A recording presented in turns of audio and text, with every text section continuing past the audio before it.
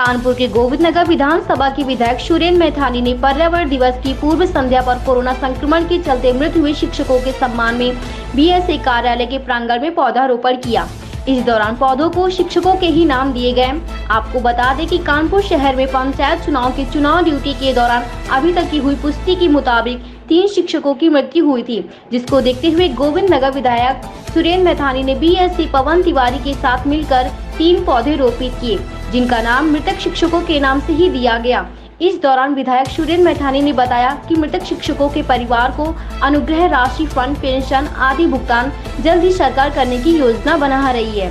साथ ही मृतक आश्रितों को जल्द से जल्द राहत पहुंचाने के लिए हर संभव प्रयास किए जा रहे हैं। इस दौरान राष्ट्रीय शैक्षिक महासंघ के प्रांतीय संयुक्त महामंत्री शैलेंद्र द्विवेदी ने मांग की है कि मृतक शिक्षकों को 1 करोड़ रुपए की मुआवजा राशि भी दी जाए। साथ ही कोरोना संक्रमण में ड्यूटी के दौरान मृतक शिक्षकों को भी चिन्हित कर उन्हें भी राहत राशि प्रदान की जाए।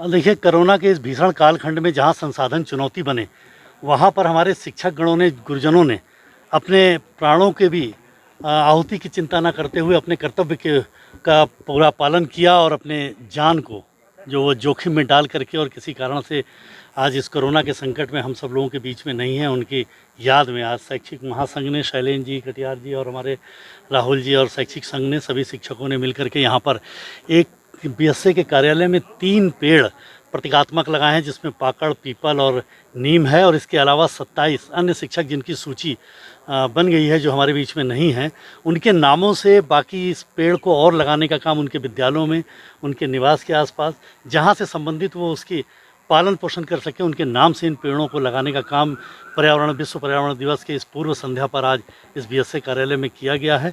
मैं योगी जी को धन्यवाद दूंगा कि उन्होंने लगातार शिक्षकों की ये चिंता करी है और उनके लिए यथासंभव जो भी व्यवस्थाएं बनी हैं उनको वो पूर्ण करा रहे हैं। और यहाँ से हमारे अधिकारीगण भी उस व्यवस्था को, शिक्षकों को जल्दी उससे लाभान्वित हों। उनकी पूर्ति तो जो यहाँ से चले गए नहीं हो सकती, लेकिन संबंधित व्यवस्थाओं को पूर्ण करके उस परिवार को बल देने के लिए हम सब लोग प्रतीकात्मक पौधे को लगाना और साथ में जो उनको मदद सरकारी स्तर पर मिलनी है वो भी अविलंब मिले, इसका हम सबका प्रयास है। सरकार ने कितने शिक्षकों को माना है कि उनकी मृत्यु हो चुकी है और कितने परिवारों को भरण पोषण दिया जाएगा? नहीं, वो पूरे आंकड़े तो मेरे पास अभी नहीं है कि पूरे उत्तर प्रदेश के अंतर्गत कितना माना है, लेकिन उन्होंने लगभग सबको, ऐसे जो पीड़ित हैं उन सभी लोगों को लिया है और जो शेष है उन पर भी विचार हो रहा है। अच्छा विधायक जी, एक प्रकरण अभी सामने आ रहा है नारायण भदौरिया का, आपकी पार्टी का, उसमें उनको पद से हटाया गया है लेकिन पार्टी से नहीं। क्या देखिए, भारतीय जनता पार्टी का मैं 8 वर्ष तक अध्यक्ष रहा हूँ और ठीक प्रकार से अपनी पार्टी को जानता हूँ। हमारी पार्टी वो नहीं है। मैं अगर विधायक हूँ तो इसका मतलब मैं अनुशासन तोड़ नहीं सकता। मैं अगर अनुशासन तोड़ूंगा तो निश्चित रूप से मेरी सरकार और मेरी पार्टी दोनों मुझ पर कार्रवाई करेगी। ये बात मैं इसलिए कह रहा हूँ कि मैं 8 वर्ष तक अध्यक्ष रहने के बाद जो मैंने देखा है, इसलिए पार्टी ने बहुत समय से, पार्टी में जब उनको ज्वाइन कराया गया था तब ये चीज़ नहीं देखी गई थी। अब जो मैंने कहा ना कि जो परिस्थिति तब कैसी रही, चूंकि मैं अध्यक्ष नहीं था इसलिए मुझे वो जानकारी नहीं, ये जानकारी अध्यक्ष को होगी। लेकिन जो भी अनुशासन को तोड़ेगा उस पर पार्टी किसी भी कीमत पर समझौता करने के लिए तैयार नहीं होती। पुलिस क्या है, किसी दबाव में काम कर रही है? अभी तक हमारे यहाँ दबाव नहीं चलता है। देखिए, हमारे यहाँ शासन का काम शासन की तरह होता है और हम लोग सेवा के रूप में काम करते हैं। हम उन दलों में नहीं हैं कि जो ज़मीनों पर कब्जे कर लें, जो मकानों पर कब्जा कर लें, जो लोगों की हत्याएं करें, जो थाने में हत्याएं करें। एक विधायक का यहाँ उदाहरण है कानपुर में, जिसने एक दरोगा को जूते से मारा था। ये काम हमारे यहाँ नहीं हो सकता। हमारे यहाँ होता है तो कार्यकर्ता तुरंत सस्पेंड कर दिया जाता है। हमारे यहाँ संस्कारों को लेकर, विचारधारा को लेकर के कार्यकर्ता पार्टी में आता है और पद मिले या न मिले वो समाज के हित के लिए और सेवा भाव के साथ देश के लिए काम करता है। और कहीं ना कहीं प्रश्न चिन्ह ये उठता है कि वो व्हाट्सएप पे, फेसबुक पे लगातार वीडियो पोस्ट कर रहे हैं, अपना वीडियो बना के डाल रहे हैं, अपने घर से वीडियो कहा जा रहा है। तो पुलिस का कहीं ना कहीं आपकी पुलिस फेल नहीं हो गई? नहीं, पुलिस बिल्कुल फेल नहीं है, कमिश्नरेट लागू है और बहुत ही जिम्मेदारी के साथ। आपने देखा होगा कि प्लान्ड क्राइम खत्म हुआ है, रैंडम क्राइम हो रहा है, और जो रैंडम कर रहे हैं, जिनको ये ज्ञान नहीं कि अपराध का हमको सज़ा क्या मिलेगी, उनको पुलिस पकड़ करके जेलों में भेज रही है। और कानपुर से अपराधी भय के कारण से कानपुर को छोड़ने का काम कर रहा है। पुलिस अपना काम पूरा करेगी, कानून पर आप भरोसा रखिए। योगी राज में कम से कम पुलिस की नज़र से कोई भी अपराधी किसी भी स्तर का वो बच नहीं पाएगा। शैलेंद्र द्विवेदी, प्रांतीय संयुक्त महामंत्री, राष्ट्रीय शैक्षिक महासंघ उत्तर प्रदेश। एक विचार हम सब लोगों के बीच में इस सारे संकट काल में निकल करके आया कि बहुत सारे शिक्षक हमारे परिवार में नहीं रहे, शिक्षक और शिक्षिका बहनें। और जैसे ही ये देखा इस प्रकार का संकट काल में, तो तुरंत मन में आया कि कैसे हम शिक्षक आया और चला गया, सेवाओं से नौकरी की ख़त्म हो गया। शिक्षा एक ऐसा महत्वपूर्ण विषय है पूरे विश्व में जिसको देने वाला व्यक्ति अत्यंत महत्वपूर्ण है। तो हमें लगा कि हम सभी शिक्षक हैं और समाज को भी इस ओर हमें लेकर के चलना है कि जो शिक्षक जिसने तमाम सारे बच्चों को बना दिया और आज के दिन में किसी सरकारी काम की वजह से वो नहीं रहा हम लोगों के बीच में, तो हम उसे कैसे जानेंगे। तो इस प्रकार की व्यवस्था को मूर्त रूप देने का काम विश्व पर्यावरण दिवस की पूर्व संध्या पर हम लोगों ने किया। सांकेतिक रूप से यहाँ पर 3 वृक्ष लगाए गए 3 शिक्षकों के नाम से। 27 कुल शिक्षक प्राथमिक शिक्षा में नहीं रहे, जो इसलिए प्राथमिक शिक्षकों के लिए ये नामांकित कार्यक्रम बीएसए कार्यालय प्रांगण में रहा। इसके बाद यहाँ से सारी पौध और उनकी पट्टिकाएं उनके व्यक्तिगत विद्यालयों में और उनके ब्लॉक में लगाई जाएंगी। इन वृक्षों को लगातार पुष्पित पल्लवित रखना ये हम लोगों की जिम्मेदारी होगी समस्त शिक्षकों की। और जैसे जैसे ये बड़े होते जाएंगे, क्योंकि इनके नाम से वृक्ष है, मैंने अभी बताया था, आप सुन रहे थे कि अरविंद कटियार जी का ये वृक्ष लगा हुआ है, तो ये अरविंद कटियार जी अरविंद वृक्ष नाम से ही जाना जाएगा सदैव।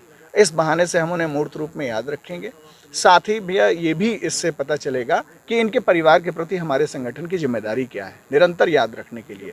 शुरू में सरकार ने ये नहीं माना था कि इतनी तादाद में शिक्षक कोरोना से मरे हैं, मृत्यु हुई है उनकी। जी, आपका जो शिक्षक संघ है उसमें काफ़ी बवाल भी हुआ था, कई बयान भी आए थे। जी, क्या अब आप लोग संतुष्ट हैं सरकार से? देखिए, 2 ही शब्दों में से बताऊंगा। माननीय उच्च न्यायालय ने भी इसका संज्ञान लिया था और उन्होंने कहा था कि शिक्षकों को 1 करोड़ रुपए की धनराशि दी जानी चाहिए राहत में, क्योंकि ये बहुत ही बेशकीमती लोग हैं समाज के और इनका परिवार इन पर निर्भर करता है। इनके पास कोई भी राशि नहीं ऐसी जिससे इनका भरण पोषण हो सके। तो उस 1 करोड़ की राशि के लिए अब भी हम डटे हुए हैं इस बात पर कि उन शिक्षकों के परिवारों को राहत राशि के रूप में 1 करोड़ रुपए दिया जाए। हालांकि माननीय मुख्यमंत्री जी ने आंशिक रूप से जो हम लोगों की बात मानी कि उन सभी का संज्ञान लिया, उन्होंने लिस्ट बनवाई। अपने यहाँ के भी प्रभारी कानपुर मंडल के श्री संजय चौहान जी बना दिए गए हैं, वो नाम कलेक्ट कर रहे हैं। हम लोग भी उन्हें नाम भेज रहे हैं, कोई नाम छूटने ना पाए, ये सारी सजगता बनी। अभी कितनी राशि दे रही है? अभी तो 30 लाख के लिए बात हुई है।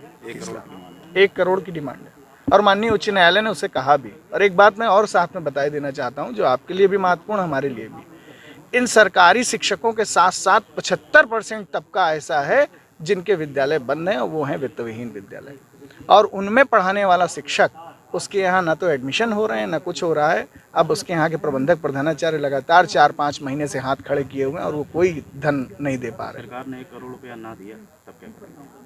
सरकार के 1 करोड़ रुपए न देने के पर पहले वो जो देंगे वो तो उस राशि को दिलाने का प्रयास हम लोगों को रहेगा ही रहेगा। अगर वो राशि नहीं देते जो आप लोग की डिमांड है 1 करोड़ की, तब क्या करेंगे? तो हम लोगों का ये मानना है कि हमारा संगठन पहले तो उन्हें वार्ता के माध्यम से इसकी जानकारी देगा कि अगर किसी चीज़ को माननीय उच्च न्यायालय, जो न्याय की प्रतिमूर्ति हैं, उन्होंने अगर आपसे कहा है तो उस बात को मानिए। अगर वो नहीं मानते हैं तो फिर हम इसके लिए उपवास और आंदोलन की तमाम सारी प्रक्रियाएं जो आगे बढ़ाएंगे।